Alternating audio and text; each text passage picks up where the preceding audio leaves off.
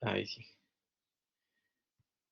Bien, en esta parte vamos a revisar entonces la terapia vocal higiénica, esa tendencia de intervención y sus distintas aristas. Eh, Vamos a ver cuánto alcanzamos, si es que alcanzamos a verlo completo hoy, o si no va a quedar una colita para otro día.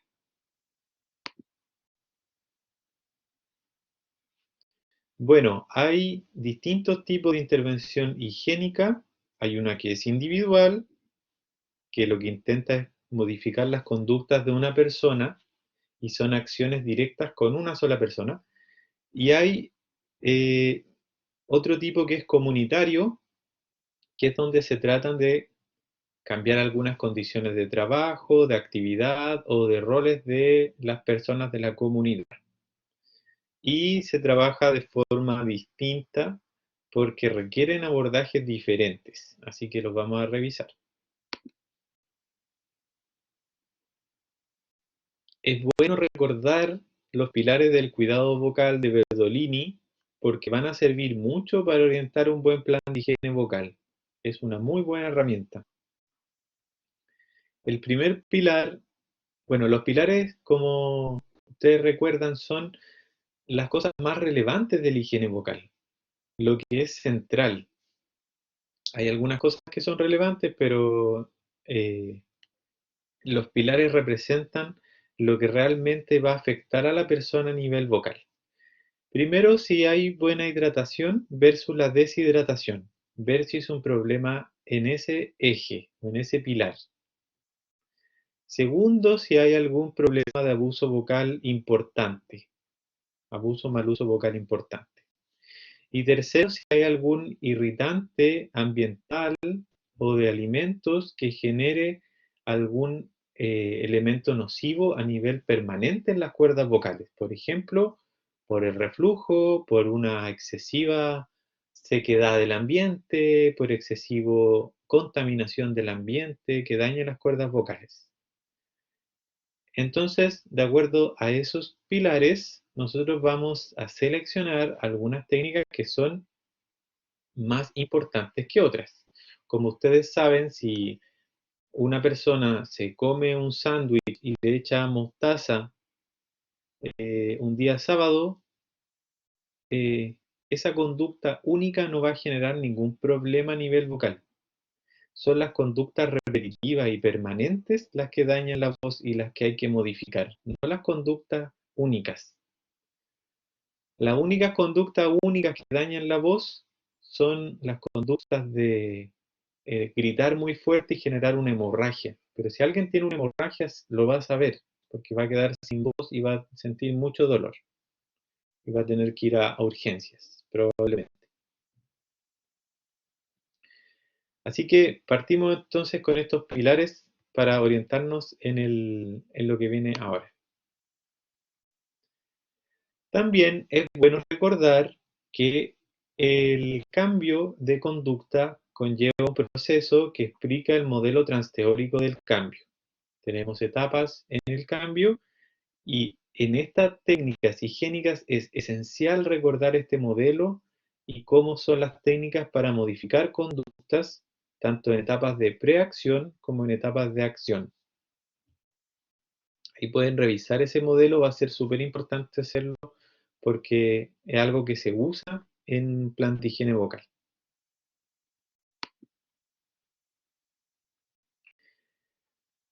Las técnicas de terapia vocal higiénica.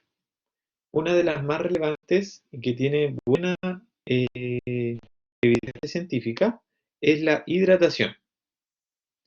La hidratación tiene evidencia de tipo 1, es decir, estudios de ensayo clínico controlado aleatorio que apoyan el uso de este tipo de técnicas. ¿Qué se descubrió? Que la hidratación, una buena hidratación, hace que las cuerdas vocales estén, generen menos fricción al vibrar y por lo tanto estén más, por decirlo así, resbalosas y vibren y se froten una mejor con la otra y se muevan de forma más fluida, sin tanto estrés de impacto. Cuando las cuerdas vocales tienen baja hidratación, el estrés de impacto aumenta porque el movimiento se dificulta, se quedan como pegadas las cuerdas vocales, por decirlo de alguna forma, y cuesta generar vibración. Y al momento que se genera la vibración, los choques de las cuerdas vocales son más fuertes, por lo tanto hay más estrés de impacto fonatorio. ¿Cómo se recomienda una hidratación? ¿Cuánta hidratación hay que tomar y qué tipo de hidratación hay? Lo que se recomienda en términos muy generales son 2 litros de agua al día, ingeridos durante el día, no todos, digamos, no todos en la tarde o no todos en la mañana. Lo que hay que asegurar es que haya un estado de hidratación constante. Cuando cuando el cuerpo envía la señal de que tenemos sed, es porque la deshidratación ya llegó a nuestro cuerpo. Entonces, el objetivo es que la persona no llegue a sentir sed o la boca seca, por ejemplo. Si llega a ese punto, ya se deshidrató. La hidratación también va a depender de qué cosas vamos a consumir extra que nos hagan deshidratar o que sean diuréticos. Por ejemplo, el consumo de café es diurético. El té y el mate también es diurético. Entonces, eliminamos más agua. Lo mismo pasa con el alcohol, también es diurético. Sobre todo la cerveza es diurética. Y hay personas que consumen mucho estos productos y van a deshidratarse más rápido. Entonces, al menos con el tema del té, el café y el mate, se recomienda que por cada taza de café, té o mate, se consuman 250 cc de agua, es decir, un vaso de los vasos normales completo de agua extra a los 2 litros por café.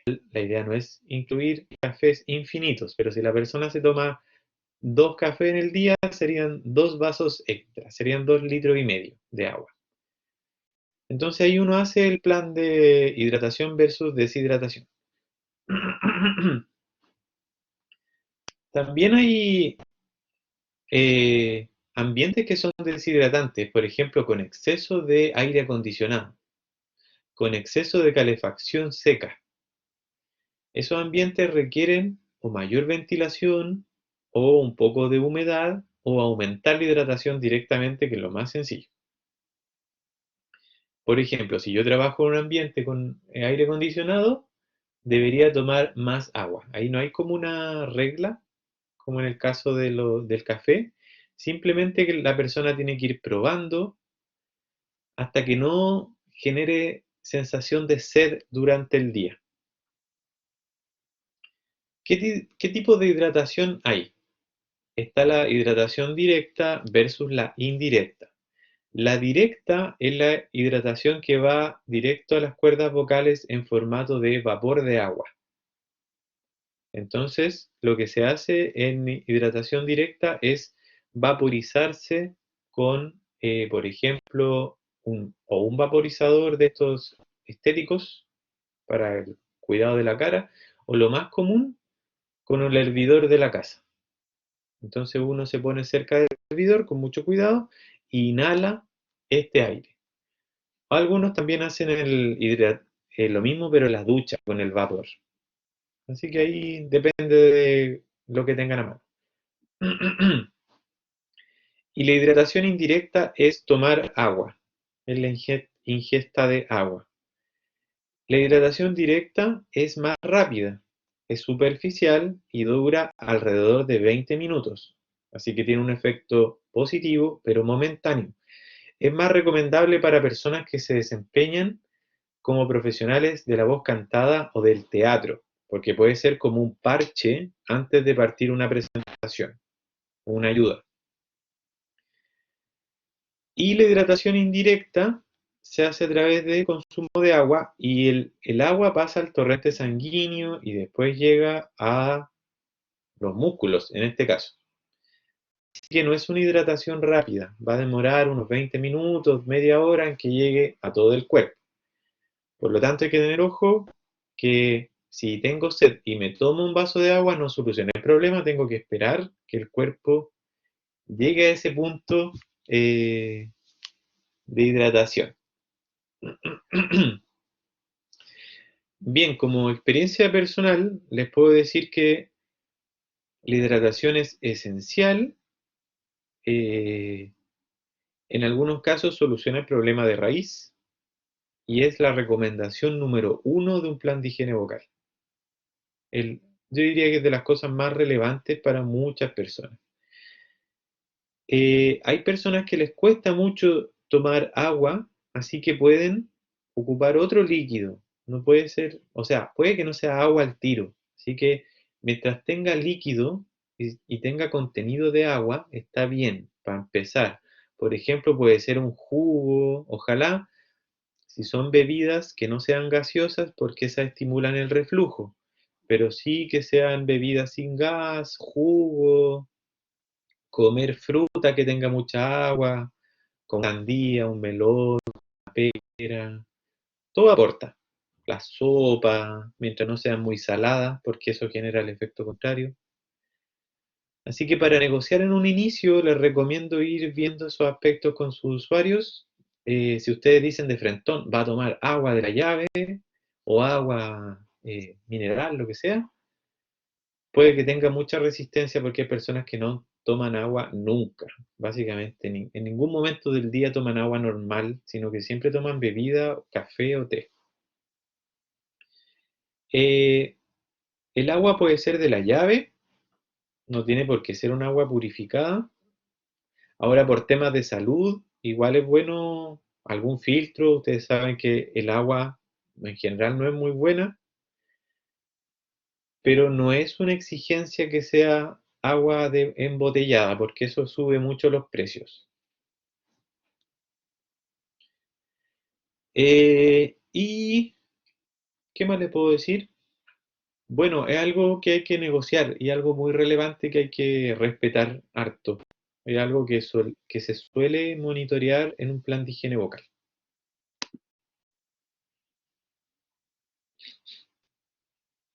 Los planes de higiene vocal eh, hay planes que son buenos y planes que son malos.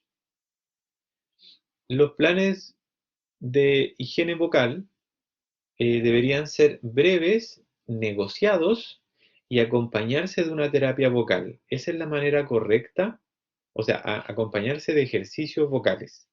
Esa es la manera correcta de hacer una terapia de voz que incluya un plan de higiene vocal. Lo que ha demostrado la ciencia es que hacer una terapia vocal individual, que no se acompaña de un trabajo fonatorio, no es eficiente y no tiene buenos resultados. Así que hay que acompañarlo de ejercicios. A nivel grupal se suelen hacer muchos talleres donde enseñamos técnicas de higiene vocal, pautas de higiene vocal. ¿Qué dicen la evidencia científica al respecto? Cuando se hace un plan de higiene vocal y no se hace ningún seguimiento, no es efectivo el plan de higiene vocal. En otras palabras, yo puedo ir a un colegio, hago un taller y las personas van a entender mi taller y todo, pero no van a hacer los cambios, no va a tener ningún efecto. Y me ha pasado, me invitan a taller, hago un taller, me dicen súper interesante, qué bacán, me parece súper bueno, y después me topo a las mismas personas unos días después o un tiempo después y me dicen, oh, me he portado mal con las recomendaciones, como que no las toman en cuenta. Así que si uno no realiza seguimiento, eso es lo que pasa, para que lo tengan en consideración. Si hacen un plan de higiene vocal, tiene que llevar seguimiento o tiene que llevar algo externo. A mí cada vez que me piden un taller de higiene vocal grupal, menciono eso, para ser bien transparente y para que no digan que después vino el fonoaudiólogo, hizo un taller y no sirvió de nada. Yo digo, mira, si ustedes quieren eso, perfecto, sirve como informativo, pero no les va a solucionar el problema a las personas. Así que para que lo tengan en consideración, yo trato de transparentarlo para ser sincero con las personas, primero, y para que no se lleven una mala atención. Que no crean que una charla soluciona el problema, porque no lo va a hacer. En las personas que reciben solo una charla o un plan de higiene vocal, lo que pasa es que incrementan el conocimiento, pero no modifican la conducta. Digamos que pasan de una etapa de precontemplación inconsciente a una etapa de precontemplación consciente o de contemplación. Y dicen, ah, perfecto, ya lo entiendo, pero no cambian la conducta. La investigación también muestra que la higiene vocal con amplificación tiene muy buenos resultados y hay evidencia eh, para este tipo de intervención, que consiste en que la persona tenga un amplificador, un parlante y un micrófono y un plan de higiene vocal. Funciona muy bien. Hay evidencia tipo 1 y tipo 2 que apoya no usar la higiene vocal aislada, es decir, estudios de alto nivel científico que explican que no hay que usar la higiene vocal aislada. Así que para que lo piensen 2 veces o 3 veces antes de entregar trípticos en la calle o hacer una consejería de higiene vocal, que es lo que se suele hacer en un taller o en una feria, que entiendo que tiene muy buenas intenciones, pero el efecto va a tener eh, bajo impacto o cero impacto. Así que en realidad solo sirve de informativo, no funciona. Ya para tenerlo en consideración al planificar cualquier acción de salud. Como experiencia personal les puedo contar que de esos talleres que hice antes, me pasaba eso, que las personas me decían, chuta, me he portado mal, súper buenos los ejercicios, pero no lo he hecho. Cuando no hay seguimiento queda inconcluso, no sirve. De hecho, eso fue lo que me motivó a empezar a incursionar más en el ámbito comunitario participativo, porque ha mostrado mejores resultados a nivel grupal. Así que ahí vamos a llegar a ese punto. ¿Cómo se realiza un buen plan de higiene vocal? Recordemos que el plan de higiene tiene que ir acompañado de ejercicios y seguimiento. Pero ¿cómo se realiza este plan de higiene? El objetivo de un plan de higiene es que sea corto, cortito, no más de 5 recomendaciones. El plan se entrega de manera escrita o en un registro de algún tipo y se consensúa con la persona, se negocia, se conversa, no se entrega como una pauta rígida. Lo pueden registrar en distintos formatos de texto, no hay un estándar. ¿Cómo se evalúa este plan de higiene vocal? Semana a semana vamos evaluando a través del modelo transteórico. Le preguntamos, ¿cómo le ha ido con las recomendaciones? De acuerdo a lo que escuchemos, vamos aplicando técnicas del modelo transteórico. Y ahí vamos viendo un plan de avance.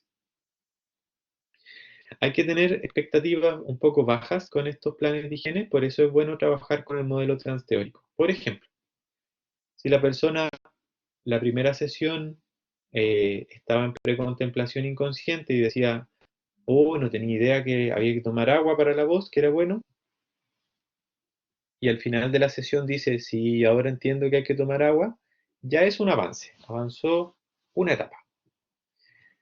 Si en la semana siguiente dice, mira, sabes que intenté tomar agua, pero no pude tomar agua, yo soy malo para tomar agua. Digamos que ahí tuvo acción y recaída, y puede recaer en un estado de contemplación.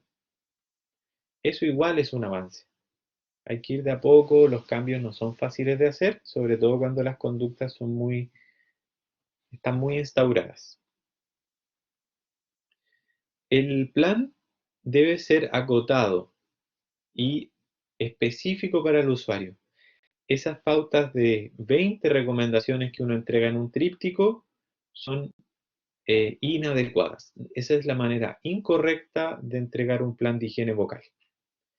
Plan de higiene vocal se conversa, se decide y se toman pocas recomendaciones. ¿Por qué pocas? Porque hace que sea más fácil de seguir, más fácil de monitorear y más fácil de controlar para la persona. Cambiar muchas conductas se hace un gran esfuerzo, hace que la terapia sea más compleja y lo que hace es bajar la adherencia mucho. Si tenemos un tratamiento más complejo, tenemos peor adherencia. ¿Cómo potencio la adherencia? A través de las técnicas del modelo transteórico que vimos, ¿cierto? Excitación emocional, autoevaluación, relaciones que ayudan. Ahí tenemos varias cosas y varios elementos que es bueno que ustedes revisen de lo que se vio anteriormente.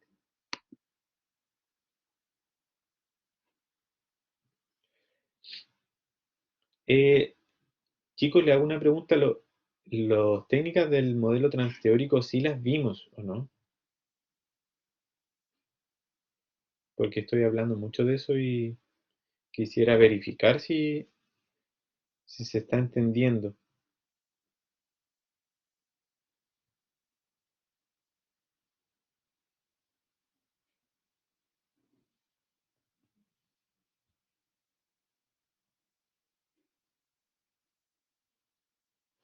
Sobre las técnicas del modelo transteórico.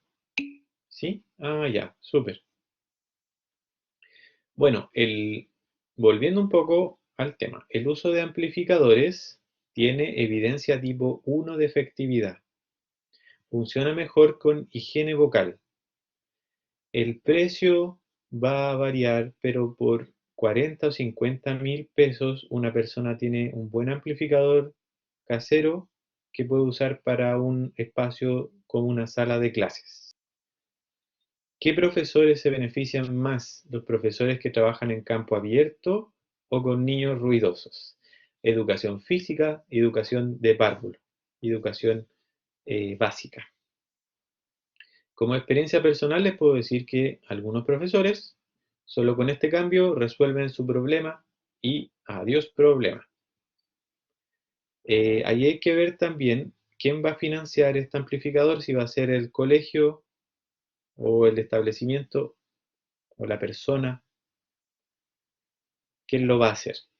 Así que bueno revisar eso.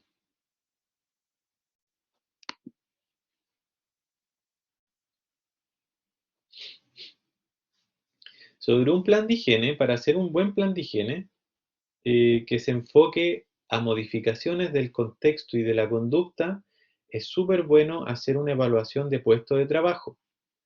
La evaluación de puesto de trabajo es una entrevista que uno hace en el lugar de trabajo con la persona.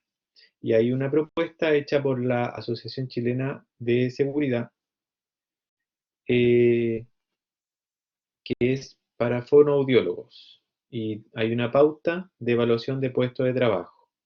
¿Qué cosas se ven en el puesto de trabajo? El espacio físico, la condición acústica de la sala, la carga laboral, la carga vocal, los tiempos de descanso, las condiciones de trabajo, el tipo de contrato, entre otras cosas. Temperaturas, calefacción, se ve todo el ambiente. Uno va al trabajo, entrevista a la persona, al empleador y hace un informe. A veces vamos a poder hacer este informe, ojalá que sí, que es ir al lugar. A veces no, y vamos a tener que hacer una entrevista a la persona en el box. Ojalá recibir a la foto o un video para poder complementar esta idea del espacio laboral. En estas evaluaciones del puesto de trabajo también se ve a la persona trabajando. Así que en este caso vemos al locutor de radio programa, al profesor haciendo la clase y nosotros estamos con notas de campo escribiendo las cosas que observamos a nivel de hábitos. Por ejemplo, la postura, ahí se puede ver una postura ocupacional, el uso vocal y todas las conductas asociadas, el consumo de agua, entre otras cosas. Y podemos ver en el lugar el ambiente, mucho más sencillo. Si no podemos hacer esto porque no hay forma de ir al lugar, lo que les sugiero es pedirle a la persona que le entregue la mayor cantidad de datos posible, y para la parte de mostrar cómo habla en el trabajo, que lo actúe, que lo imite. A ver, póngase cómo está en el trabajo, imite cómo que está hablando en el trabajo. Eso les va a dar una idea de la postura, del contexto, del uso vocal, etc. Yo les recomiendo fuertemente no asumir que el tipo de trabajo no genera daño vocal, porque eso es una carga llena de prejuicios. Por ejemplo, hay personas que dicen, usted trabaja en contabilidad, no sé, estoy diciendo. Contabilidad, eso significa que trabajo con números, por lo tanto, en el computador, en el Excel, y no habla mucho, entonces no hay una razón laboral. Ese tipo de cosas es muy malo de hacer. Eso es lo que no hay que hacer, porque te lleva a un prejuicio y a veces la realidad es súper distinta. ¿Qué pasa si la persona pasa todo el día en reuniones exponiendo? ¿Qué pasa si la persona asesora todo el día a personas y le hace entrevistas personales? ¿Qué pasa si la persona trabaja en una corporación grande y tiene que hablar a grandes grupos de personas a cada rato y hace charlas? Ese tipo de cosas no la podemos saber bien. Lo mismo si el ambiente no es propicio, si la persona habla por teléfono todo el día. Entonces nunca hay que asumir que porque la persona tenga cierta ocupación no hace uso vocal. Lo mismo, por ejemplo, ya, ¿qué se dedica usted? Soy dueña de casa. Dueña de casa, está en la casa, no habla tanto. Falso. Hay que tener ojo y analizar bien el sistema. Otras técnicas higiénicas. El tapón de oído unilateral. ¿Qué se hace? Se toma un tapón de oídos, puede ser de cualquier material, esponjitas, silicona, hay varios materiales, y la persona aumenta la retroalimentación. En otras palabras, se escucha más fuerte a sí misma. Esto sirve para las personas que hablan muy fuerte y porque hablan fuerte, de manera natural, por decirlo así, tienen sobreesfuerzo vocal, se cansan. Son personas que conversan fuerte aunque estén al lado de uno y hablan todo el día fuerte. Entonces esas personas no tienen ningún reposo vocal. Cuando se encuentren con una persona así, sugiéranle esa técnica del tapón unilateral. La persona se pone este tapón de oído y lo lleva puesto todo el día. Y como se va a escuchar fuerte a sí misma, empieza a bajar el volumen de su voz. Y eso hace que termine bajando el esfuerzo fonatorio y se mejore. Existen otras técnicas como la tos silente, que reemplaza el carraspeo, que es hacer algo como así, como una tos sin mucho sonido. Eso para las personas que necesitan dejar de carraspear. Ahora hay una técnica mejor que es el tragado fuerte, que lo vamos a ver más adelante, que tiene mejores resultados. También existe la voz confidencial, que sobre todo se usa para personas que están iniciando un proceso de postoperatorio y para personas que tienen una voz demasiado apretada. Es una voz suavecita, como un susurro, pero sin mucho sonido. Se basa más en la gesticulación exagerada para poder comunicar. Digamos que la persona tiene que hablar más o menos así. ¿Cómo estás? Hola, hola, hola. No sé si escuchan que digo hola, hola, hola. Pero es una voz suave, sirve solo para conversar a un par de metros. Las personas aguantan con esta técnica como unas 2 semanas porque es muy limitante y porque pueden hacer más voz, pero sirve para un reposo vocal. eh, cuando las personas les piden hacer un reposo vocal absoluto, como guardar silencio, esta puede ser una opción comunicativa por el rato. Después se pueden aplicar otras técnicas como terapia de voz fluida o terapia de voz resonante, que las vamos a ver más adelante, que ya no son de plano higiénico, son de plano fisiológico. El reposo vocal tiene evidencia de manera aislada tipo 5, es decir, solo experiencias de profesionales, un malo nivel de evidencia. Lo que sí existe como buena evidencia tipo 1 es que hacer ejercicios vocales funciona mejor que el reposo aislado. Lo que se hizo fue estudiar personas haciendo ejercicios vocales versus personas en reposo vocal. Y lo que se hizo fue analizar las características vocales antes y después. Y las personas que hacían ejercicios vocales tienen una mejor recuperación que las que hacen solo reposo vocal. También existe el uso de la voz susurrada, pero la evidencia es muy baja. Y ojo que hay dos tipos de voz susurrada, una que es suave y una que es como forzada. La que es forzada como 1, 2, 3, 4, esa genera sobreesfuerzo fonatorio, es la que hay que evitar. La que es suavecita, que se le llama voz confidencial, es la que se usa para un reposo vocal.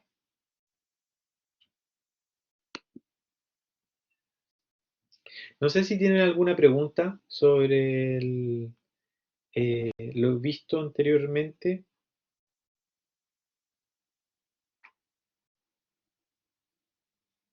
Preguntas, consultas.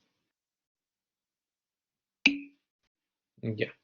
Bueno, aquí en el modelo ecológico vamos a ir un poco más rápido porque ustedes tienen una excelente base de salud familiar y comunitaria. Entonces, gran parte de estas cosas las manejan. Pero vamos a ver cómo se hace una intervención a través del modelo ecológico y con intervención comunitaria.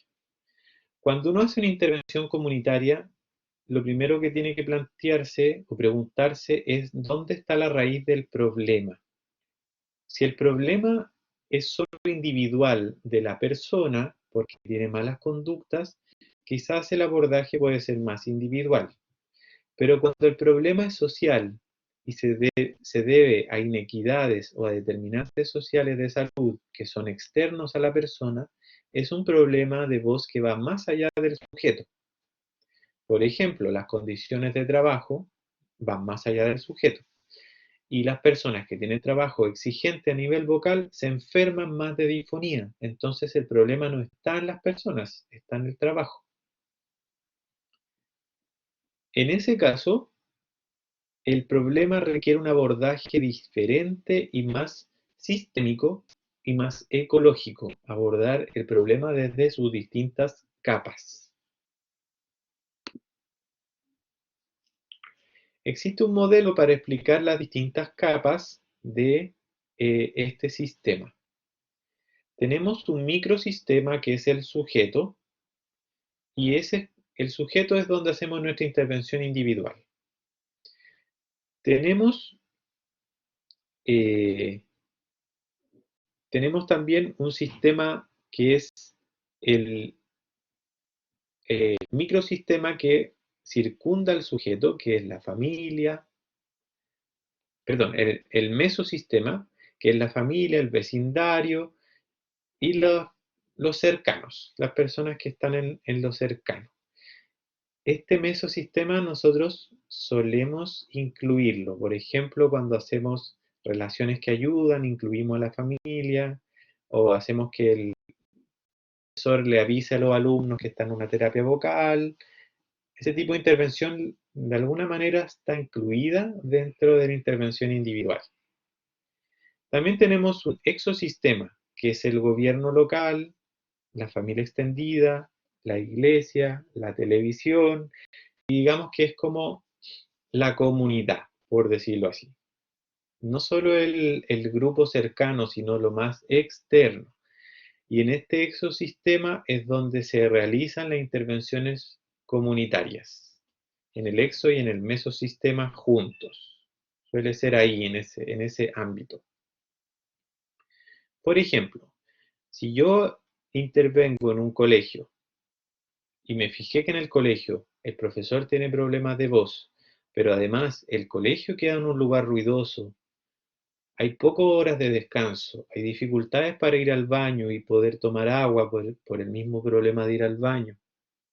Eh, Hay unas técnicas de enseñanza demasiado cátedra que hacen que el uso vocal sea muy extenso. Todas esas son condiciones culturales. Y pese a que nosotros queramos hacer una intervención buena a nivel individual, nos vamos a topar con esas barreras. En ese sentido, podemos ir a la comunidad y hacer un trabajo con el grupo de los profesores. Para eso primero tenemos que contactar al director, al jefe de UTP, alguien que pueda tomar decisiones para todo el colegio. Y decir, mire, aquí tenemos un problema que es un problema de todos. ¿Le parece si hacemos una intervención? Perfecto. Y se hace una intervención con el grupo donde ellos participan y toman sus propias decisiones de acuerdo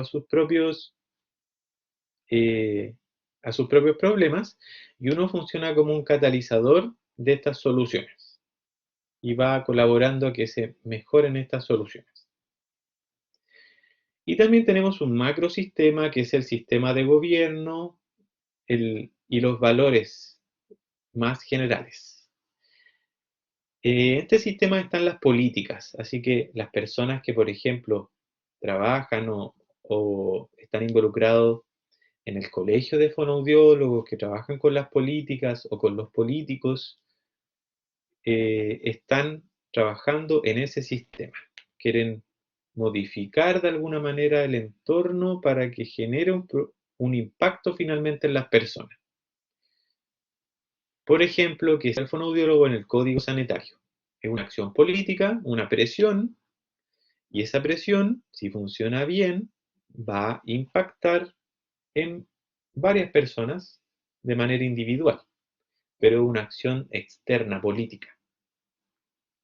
Así que esa es otra manera de influir.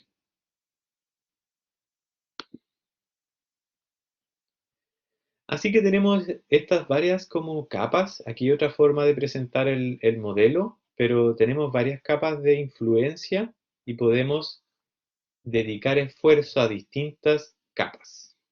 A nivel individual, podemos trabajar con la persona, con sus conductas, con un plan de higiene, con ejercicios. A nivel interpersonal, tratar de adecuar el ambiente, adecuar un poco el trabajo, colaborar, que colaboren en la familia, que le den espacio a la persona, que no le hagan que tenga sobreesfuerzo. A nivel organizacional, que la organización mejore un poco, que el colegio ponga dispensadores de agua, que implemente amplificadores, que cambie las horas de reposo vocal, que facilite a los profesores ir al baño.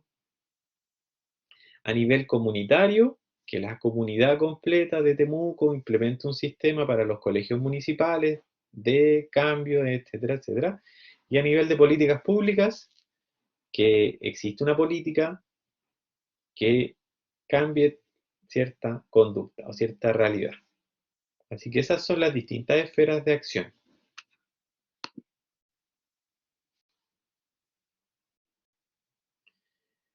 Bueno, esto es un poco reiterar lo mismo, así que lo voy a ir pasando más rápido. Tenemos esta esfera individual, donde trabajamos con la persona.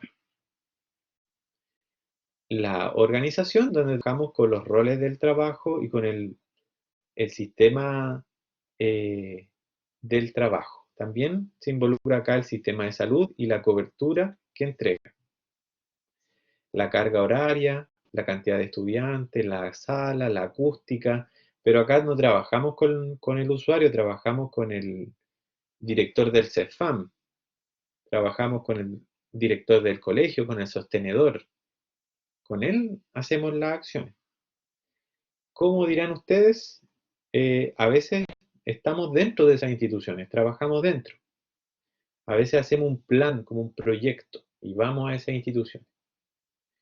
O lo más básico sería enviar un correo. Cuando trabajamos en un box y no estamos en ese lugar, se le envía un correo al involucrado para tratar de gestionar una acción, aunque a veces no funciona muy bien, pero es un esfuerzo ético que debemos hacer. Con la comunidad podemos trabajar con los roles, con lo que se espera de esa persona. Por ejemplo, si yo tengo la idea de que, por ejemplo, imaginemos que yo luche contra la disfonía en los profesores universitarios, ¿ya? Que esa sea mi bandera de lucha y que yo trabajo en ese ámbito mucho. Podría hacer una acción que involucre potenciar los trabajos en grupo y de análisis para potenciar los aprendizajes por una parte, pero con el objetivo de que el profesor no tenga que hacer tantas cátedras. Entonces, esa acción de modificación del ambiente va a impactar en la voz. Y eso tendría que tratarlo con las personas que controlan esas cargas laborales. Por ejemplo, en este caso, en nuestra universidad, hay una Dirección General de Docencia que nos da los lineamientos de cómo deben hacer las clases y qué hay que hacer. Son nuestros jefes a nivel docente. El director general de docencia sería la persona con la que yo debería trabajar para este ámbito.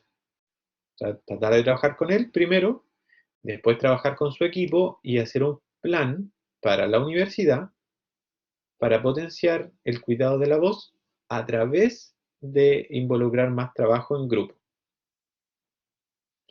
Y en términos de políticas públicas se trabaja directamente con los que hacen las políticas, con los que toman las decisiones, con los diputados, con los senadores, con esas personas. Y aquí los que se meten harto son las personas que estamos en los colegios y que hacen algunas acciones para potenciar el cambio. Hay un trabajo más a largo plazo, mucho más complejo, pero esa es la lógica.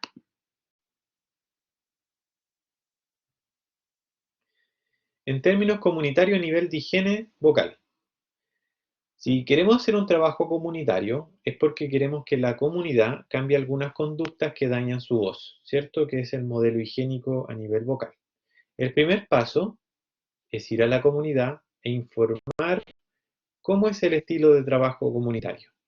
Mencionar que el trabajo comunitario involucra que ellos tomen acciones y sean protagonistas.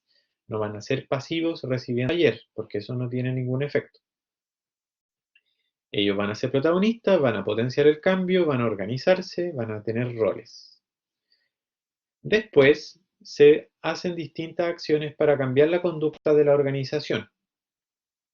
Que los profesores se organicen, para que un par de profesores, por ejemplo, aprendan técnicas de cuidado de la voz, técnicas de higiene vocal, otro grupo de profesores gestiona incluir dispensadores de agua, otro grupo de profesores y así. Se organizan entre ellos para tomar roles activos y eso va a potenciar que cuando yo como agente de salud me vaya del lugar porque se me acabó el tiempo, ellos queden organizados para seguir solos. Y el objetivo es que se generen cambios permanentes, cambios en el empleador o cambios en el equipo de trabajo y que se hagan políticas internas, que se decida a nivel de la UTP, por ejemplo, si hablamos de un colegio, o a nivel de dirección, que van a haber ciertos encargados del cuidado de la voz, cierto día o anual o semestral para el cuidado de la voz, una forma de seguimiento de las personas que tienen más trastorno vocal, una adecuación de las salas con presupuesto, adquirir amplificación, un montón de cosas. Y en ese ámbito requiere que la comunidad se organice sus tiempos y organice sus actividades para cambiar las conductas. Los cambios tienen que venir desde la comunidad y no del terapeuta. Lo que suele pasar a veces es que se hacen intervenciones que le llaman comunitarias, pero en realidad son talleres en la comunidad. son como, yo voy a la comunidad, enseño algo, le hago una charla a las personas y me voy. Eso es un taller en la comunidad o con la comunidad, pero no es una intervención comunitaria. La intervención comunitaria es un modelo participativo y la comunidad debe tomar las decisiones. Eso es un error común. Así que de eso se trata. Hay algunas técnicas para definir los problemas, por ejemplo, la lluvia de ideas, el árbol de problemas, y después algunas técnicas de priorización de esos problemas como Hanlon y OPS. También está la evaluación de puestos de trabajo para determinar bien las características del ambiente. Después de que uno tiene una caracterización y definición del problema y un diagnóstico comunitario participativo, se hace se hacen los objetivos de la intervención con la comunidad a través de, por ejemplo, un árbol de soluciones, que es otra de las técnicas. Bueno, voy a pasar algunas, yo sé que estas técnicas ustedes las conocen, así que las voy a pasar más rapidito para no repetir la información que saben. Pero aquí tenemos una serie de principios para la lluvia de ideas. Acá está la información para generar un focus group, donde tenemos un moderador que va guiando las temáticas que van a conversar en la comunidad. Acá tenemos un pequeño ejemplo de árbol de problemas. Le hago una pregunta. Estas técnicas las conocen, ¿cierto? ¿Está bien verlas así? Porque siento que repetirlas sería muy reiterativo porque han tenido como 3 cursos del tema y no veo la necesidad. Las otras técnicas las conocen, ¿cierto? Focus group, lluvia de ideas. ¿Sí? Ya.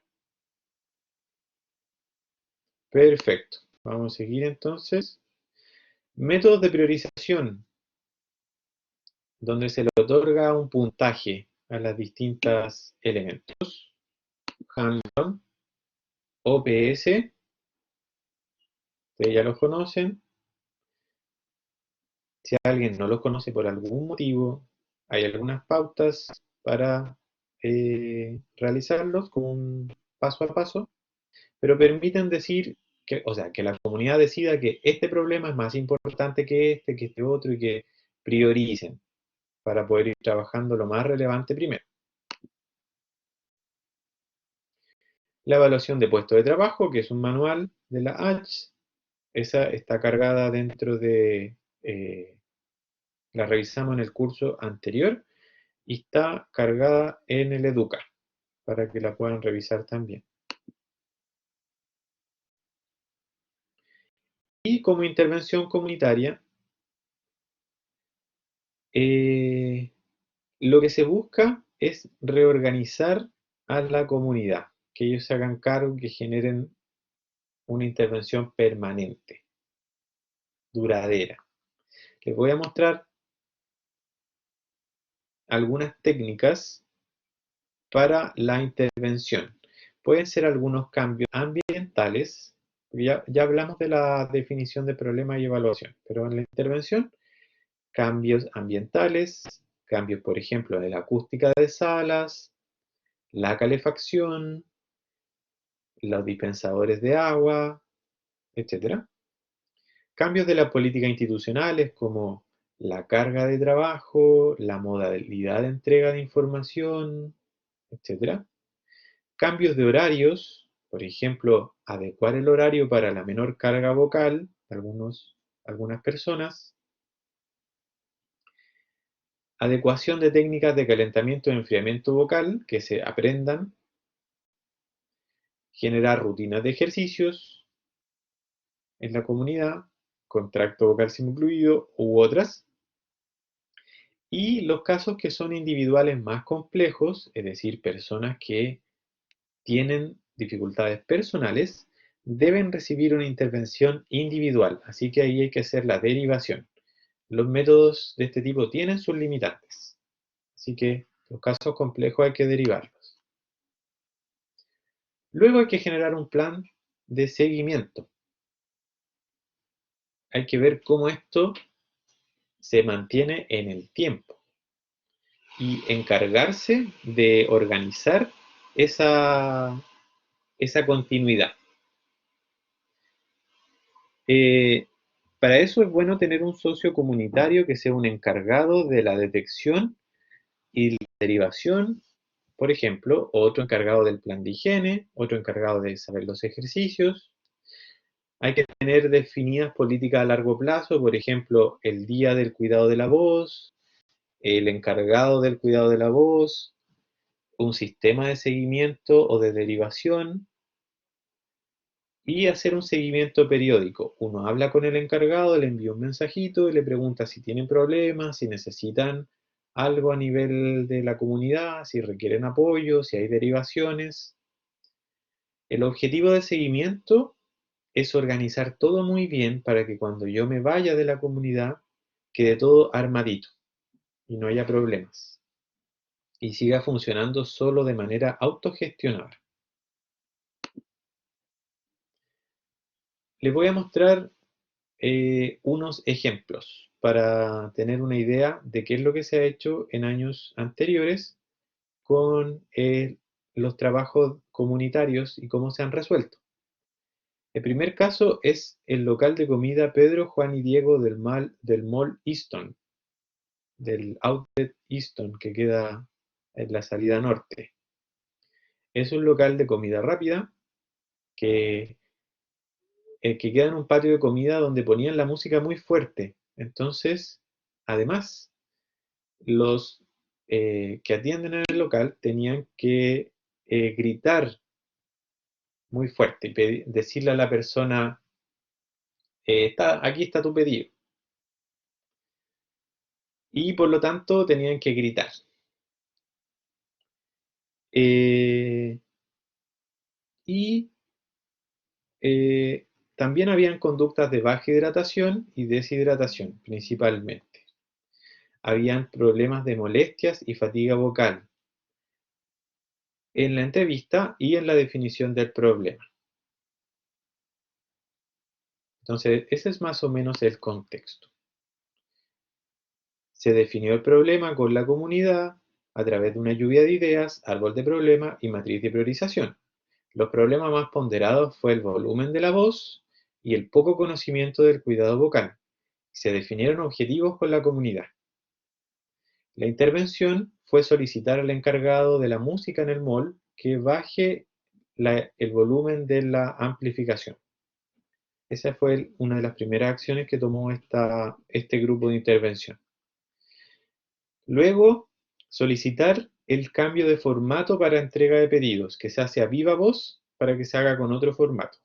Esto era una política a nivel nacional, así que se le pidió a la encargada gerente de local que elevara la solicitud al gerente general.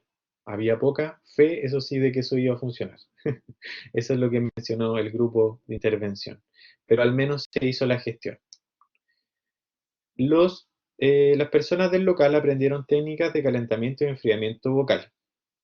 Y también aumentaron la hidratación de acuerdo a las necesidades. Se organizaron para tener una botella de agua y recordarse entre ellos tomar agua. Como seguimiento se instaura una técnica de hidratación con la comunidad.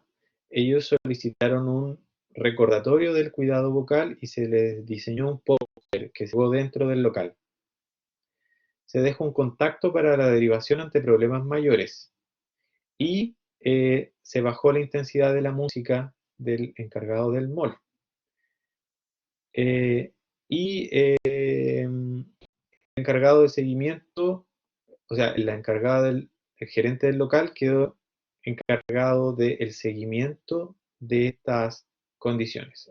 Es decir, el socio comunitario principal fue la gerenta o la jefa del local, que trabaja ahí en el mismo local. Así que puede ir monitoreando que se cumplan estas condiciones que ellos sigan hidratándose, que se sigan cuidando. Caso número 2.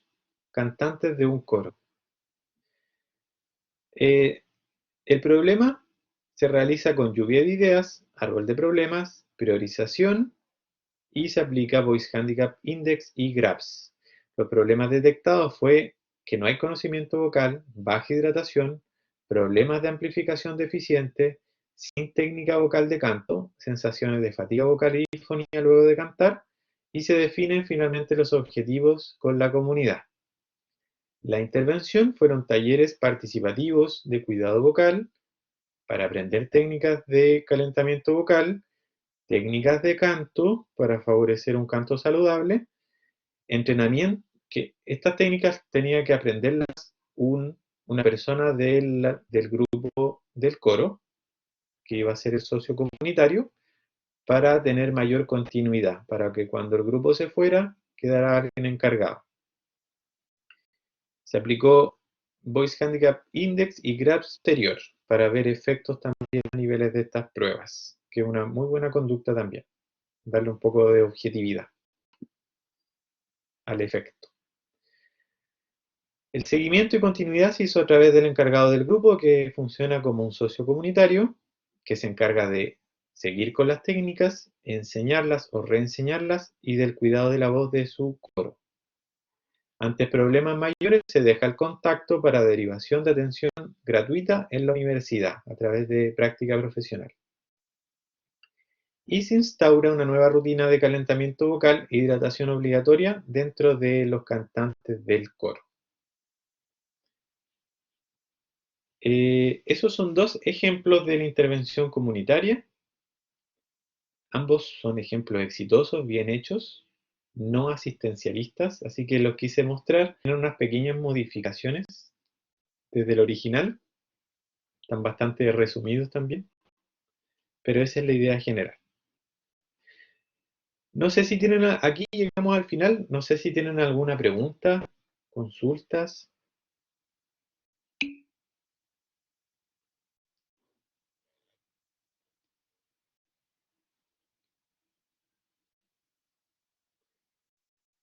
Bueno, súper bien. ¿Alguna otra? ¿Consultas, dudas? ¿No? Bueno, si tienen más dudas, están los canales abiertos, el correo, tenemos un grupo de WhatsApp, está la plataforma Educa también. Si necesitan una RAM para una tutoría, también se puede hacer, se pide, me la piden y veo mi horario y se concerta una videoconferencia, no hay ningún problema.